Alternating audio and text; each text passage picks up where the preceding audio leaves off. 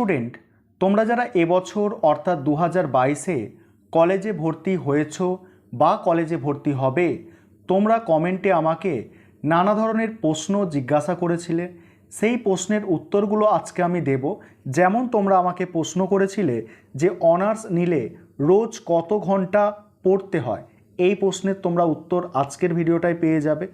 তারপরে যে প্রশ্নটা তোমরা করেছো যে পাসে পড়লে রোজ কত ঘন্টা পড়তে হয়, অর্থাৎ কোনো সাবজেক্টে অনার্স নিলে তার জন্য কত ঘন্টা পড়তে হয়, পাস কোর্সে যদি পড়ো তুমি তখন কত ঘন্টা তোমাকে পড়তে হবে, বা মূল কথা হচ্ছে কতটা সময় পড়াশোনার জন্য দিতে হয়।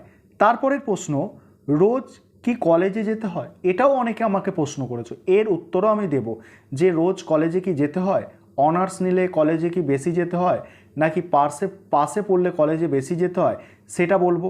তারপরে কলেজে পড়লে কি টিউশন নিতেই হবে, এটা তোমরা অনেকে আমাকে প্রশ্ন করেছো যে স্যার যদি আমরা কলেজে পড়ি তাহলে কি আমাদের টিউশন অতি অবশ্যই নিতে হবে, সেই প্রশ্নের উত্তরও তোমরা পেয়ে যাবে।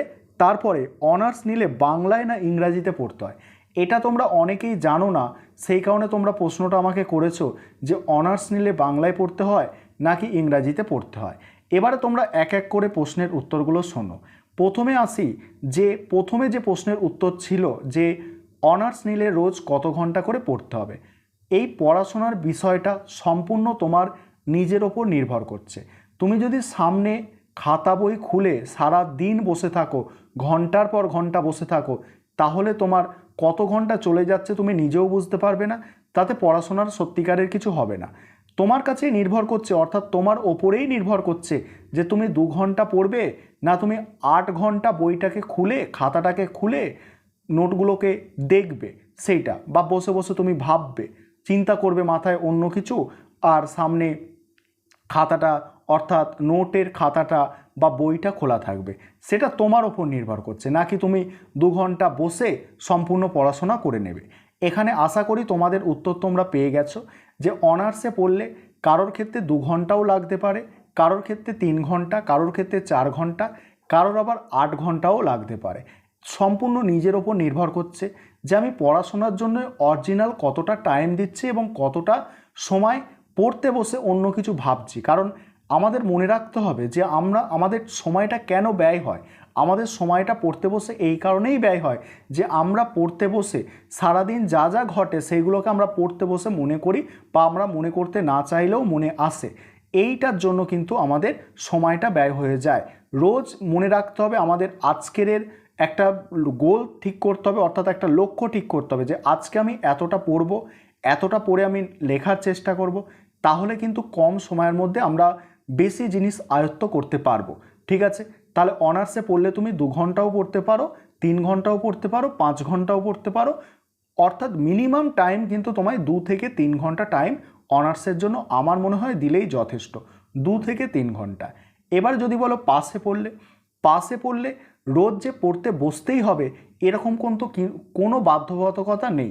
কারণ বর্তমানে পাসের যা সিলেবাস, অর্থাৎ প্রত্যেকটা সাবজেক্টেরই পাসের যা সিলেবাস, তুমি যদি আর্টসের সাবজেক্টগুলো ধরে নাও, আর্টসের সাবজেক্টে তোমার 65 নম্বরের লিখিত পরীক্ষা হচ্ছে, আর 35 নম্বর কি ইন্টারনাল থাকছে, অর্থাৎ কলেজে যাওয়ার জন্য, বা তোমার প্রজেক্ট প্র্যাকটিক্যাল যাকে বলে তোমরা যেমন ক্লাস 12-এ করেছিলে সেইগুলোর জন্য 35 নম্বর বরাদ্দ, এবং লিখিত পরীক্ষা থাকছে তোমার 65 নম্বরের।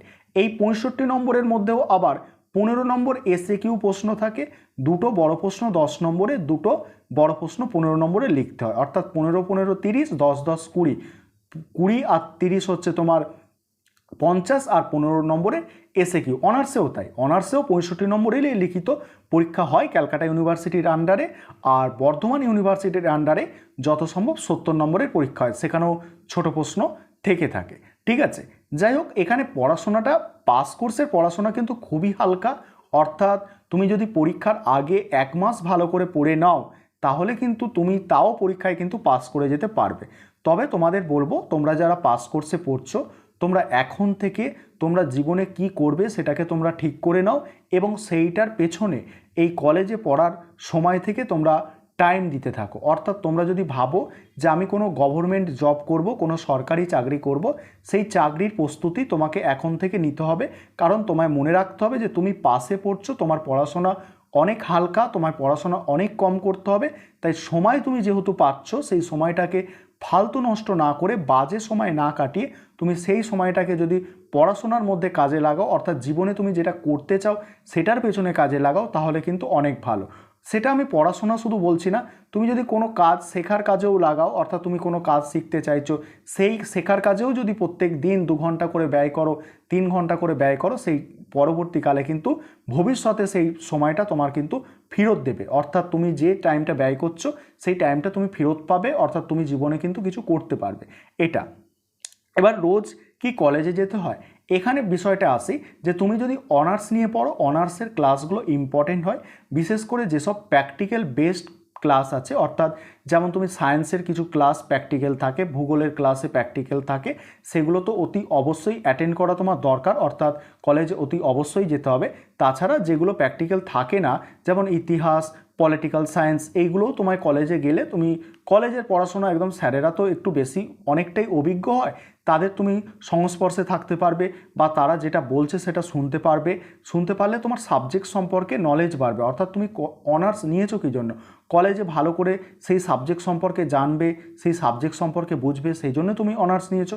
তাহলে সেই সাবজেক্ট সম্পর্কে কিন্তু তোমার নলেজটা আরও ভালো হবে, এবং তোমার কোনো প্রশ্ন থাকলে তুমি কলেজের প্রফেসরদের বা যারা ম্যাম থাকছে, দিদিমণি থাকছে, তাদের কিন্তু জিজ্ঞাসা করতে পারবে। তারপরে কলেজে পড়লে কি টিউশন নিতেই হবে, এই যে প্রশ্নটা, এখানে বলে রাখি যে তুমি যদি অনার্স পড়ো, ঠিক আছে, অনার্স পড়ো, তাহলে কিন্তু আমি বলবো তুমি যদি ভালো নম্বর পেতে চাও তোমাকে অতি অবশ্যই টিউশন নিতে হবে। কারণ টিউশন না নিলেও চলে, কিন্তু সেক্ষেত্রে তোমাকে অনেক খাটতে হবে। প্রশ্নগুলোকে 10 ইয়ার্সের প্রশ্ন, 10 ইয়ার্সের নয়, এখন ধরো 15-16 সাল থেকে প্রশ্নগুলো জোগাড় করতে হবে। তুমি যে ইউনিভার্সিটির আন্ডারে পড়ছো সেই প্রশ্নগুলোকে নোট তৈরি করতে হবে। সেগুলো তোমার পক্ষে এখন তৈরি করা সম্ভব নয়, বা তুমি 6 মাসের মধ্যে একটা সেমিস্টারের পরীক্ষা মিটে যায়, সেক্ষেত্রে তুমি কিন্তু পারবে না, এত খাটতে তুমি পারবে না। সেক্ষেত্রে তোমাকে অনার্স যদি নিয়ে থাকো, তোমাকে অবশ্যই অনার্সের ক্ষেত্রে আমি বলবো টিউশন পড়তে যেতে হবে। তাহলে কিন্তু তুমি ভালো নম্বর পেতে পারবে, বা কম সময়ের মধ্যে তুমি ভালোভাবে পড়াশোনাটা রেডি করতে পারবে। এবার তুমি যদি পাস কোর্সে পড়ো, পাস কোর্সে পড়লে তুমি দেখবে পরীক্ষার 1 মাস বা 2 মাস আগে পাতলা পাতলা বাজারে, খুব পাতলা পাতলা একদম চটি চটি বই পাওয়া যায় প্রত্যেকটা সাবজেক্টের ওপরে। তোমার পাশের যে সাবজেক্টগুলো নিয়ে পড়ছো তার উপরে পাতলা চটি চটি বই পাওয়া যায়। তুমি পাস কোর্সে পড়লে তুমি টিউশনে যেতেও পারো, আবার নাও পারো, সেই সব বইগুলো কিনে পড়লেই তুমি কিন্তু পাস করে যেতে পারবে আরামসে। তাহলে বুঝতে পারছো যে পাস কোর্সে তুমি যদি পড়ো তাহলে তোমার কাছে কি টিউশনি যাওয়া বাধ্যতামূলক নয়, কিন্তু যদি অনার্স কোর্সে পড়ো তাহলে আমার মনে হয় তোমার টিউশনি যাওয়া দরকার আছে, অর্থাৎ টিউশনি যাওয়া কিন্তু উচিত। তারপরে যেটা আছে, অনার্স নিয়ে পড়লে বাংলায় না ইংরাজিতে পড়তে হয়। এখানে বিষয়টা বোঝার আছে তোমাদের, যে তুমি যদি বাংলা মিডিয়াম কলেজে পড়ো তাহলে তুমি অনার্স সাবজেক্টটা বাংলায় পড়তে পারবে, কিন্তু তুমি যদি যে ইংলিশ মিডিয়াম কলেজগুলো আছে যেখানে ইংরাজিতেই প্রত্যেকটা সাবজেক্ট পড়ানো হয়, অর্থাৎ ইতিহাস, ভূগোল, রাষ্ট্রবিজ্ঞান, এগুলো সমস্ত কিছু ইংরাজিতে পড়ানো হয়, সেখানে কিন্তু তোমাকে ইংরাজিতে পড়তে হবে। যেমন তুমি স্কুলের ক্ষেত্রে দেখেছো ইংলিশ মিডিয়াম স্কুল আছে, বাংলা মিডিয়াম স্কুল আছে। তুমি যদি ইংলিশ মিডিয়াম স্কুলে পড়ো তাহলে তোমাকে যেমন ইংলিশে সব কিছু পড়তে হবে, তুমি সেরকম ইংলিশ মিডিয়াম কলেজে পড়লে তোমাকে ইংলিশেই পড়তে হবে। কিন্তু এমন নয় যে অনার্সটা ইংলিশেই হয়, অনার্সটা তোমার মাতৃভাষায় তুমি পড়তে পারবে। সেটা তোমার মাতৃভাষা যদি হিন্দি হয়ে থাকে তুমি হিন্দিতে পড়তে পারবে, যদি কলেজে সিস্টেমটা থাকে যে হিন্দি লেখা অ্যালাও থাকে, অর্থাৎ হিন্দি মিডিয়াম যদি হয়ে থাকে কলেজটা, তুমি হিন্দিতে পড়তে পারবে, উর্দুতেও পড়তে পারবে। এমন অনেকও কলেজ আছে যেখানে উর্দুতেও পড়া যায়, এরকম অনেকগুলো ভাষায় কিন্তু পড়তে পারবে। আর এখানে কথা হচ্ছে তোমাদের বেশিরভাগ জনের প্রশ্ন যে স্যার আমরা কি বাংলায় পড়তে পারবো? হ্যাঁ, অতি অবশ্যই তোমরা বাংলায় পড়তে পারবে, এবং প্রত্যেকটা বিষয়ে অনার্সের ক্ষেত্রেই বাংলায় অনেক ভালো ভালো বই আছে। কিন্তু তুমি যদি ক্যালকাটা ইউনিভার্সিটির আন্ডারে পরবর্তীকালে এমএ করতে চাও, অর্থাৎ এটা গ্র্যাজুয়েট হচ্ছে, পরবর্তীকালে পোস্ট গ্র্যাজুয়েট করতে চাও, তখন তাহলে কিন্তু তোমাকে ইংলিশে একটু করতে হবে, ইংলিশে একটু পড়তে হবে, ইংলিশ বইপত্রগুলো পড়তে হবে। সেক্ষেত্রেও তুমি বাংলায় লিখতে পারবে, সেখানে লেখা তুমি বাংলায় করতে পারবে, তোমার মাতৃভাষায় তুমি লিখতে পারবে। আশা করি আজকে কথাগুলো তোমাদের খুব সহজে সাধারণভাবে বোঝাতে পারলাম। যদি ভিডিওটা ভালো লেগে থাকে অবশ্যই তোমরা এই ভিডিওটা তোমাদের বন্ধুবান্ধবদের মধ্যে শেয়ার করে তাদেরও এই বিষয়গুলো জানার একটু সুযোগ করে দেবে। আর চ্যানেলে নতুন এসে থাকলে চ্যানেলটা সাবস্ক্রাইব করে নাও এবং তোমাদের কিছু জানার থাকলে, তোমাদের কিছু প্রশ্ন থাকলে তোমরা কমেন্ট করো কমেন্ট বক্সে, তাহলে তোমাদের কমেন্টের উত্তরগুলো কিন্তু আমি পরবর্তী ভিডিওয় দিতে পারবো।